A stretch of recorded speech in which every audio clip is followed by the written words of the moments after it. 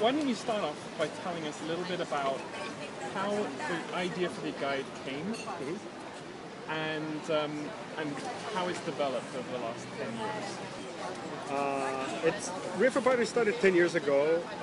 I had moved from Chicago back to Rio after living there for 16 years. And I realized that Rio didn't have a proper travel guide. All the other travel guides, Frommer's, Lonely Planet, and so on, they're all outdated.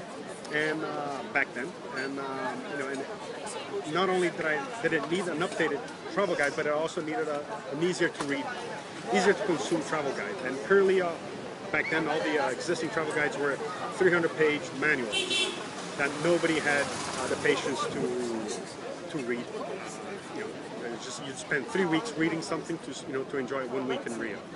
I said, I'm going to come up with like a more visual travel guide. That's gonna have a lot more photos. Everything is going to be explained visually. So that people can consume this in an hour. Are we on? Yeah, we're on. What tips would you have for tourists coming to this area? The first one would be to get Rio for Partiers. Just to get the travel guide I wrote. I believe in. I designed this, to give tourists the best, my readers, the best possible time here in Rio.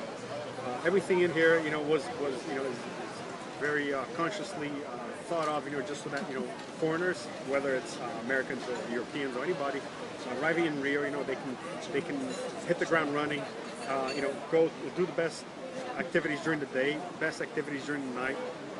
Enjoy the best food that Rio has to offer, and just really immerse yourself in Rio culture, the Carioca culture. Right.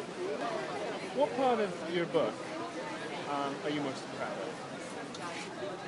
What part of my book am I most proud of? Good question. I think, personally, I'm a foodie, so whenever I go somewhere, all I really care about is eating the best things that they have there. Whatever it is, I just want to be, tell me, this is the oldest church in the world, or whatever.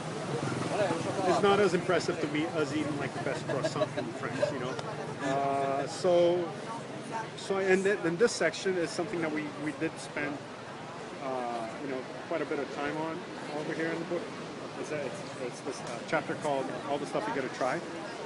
So we have street foods and snacks, bar foods, desserts, stuff you never ate, which is stuff that you'll find in at the supermarket and grocery store that's unique to Brazil or to Rio.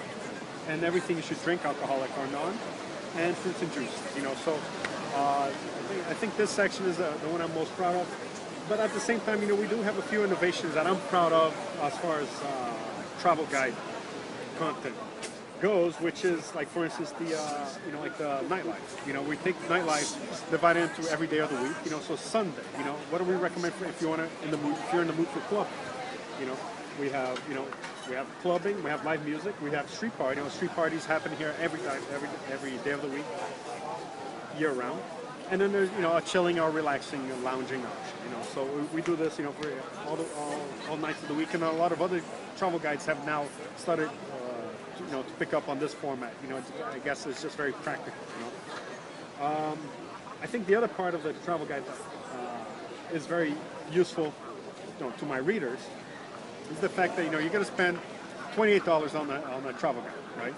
You're going to save easily $300. You take all these caipirinhas, actually right here where we're sitting right now, Azul Marinho, this very first caipirinha. So this caipirinha that I'm having over here is going to cost me $0. I'm going to give him a tip because he's the waiter did serve us, but that's how I'm going to pay for my caipirinha. All these discounts that we negotiated for our readers are available. You're going to save easily over $50. Easily way over your investment on this travel guide, and this itself is worth it. Because all these places are the places you want to be at. These are the places that we recommend, anyways. In our travel guide. So you can easily get your money back.